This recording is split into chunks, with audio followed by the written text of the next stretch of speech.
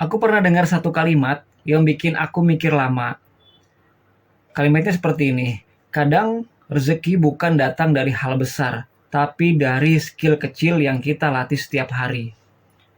Waktu itu aku nggak percaya, sampai suatu hari aku mulai sadar, ada orang yang rezekinya lancar bukan karena dia paling pintar, tapi karena dia punya satu skill kecil yang hidupnya bergerak lebih cepat.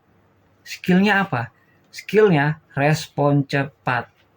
Bukan buru-buru, tapi nggak menunda. Balas chat tepat waktu, kerjakan tugas tanpa drama, selesaikan hal kecil sebelum numpuk jadi besar. Dan anehnya, begitu aku mulai membangun kebiasaan itu, peluang datang lebih sering. Karena dunia itu suka sama orang yang bisa dipercaya.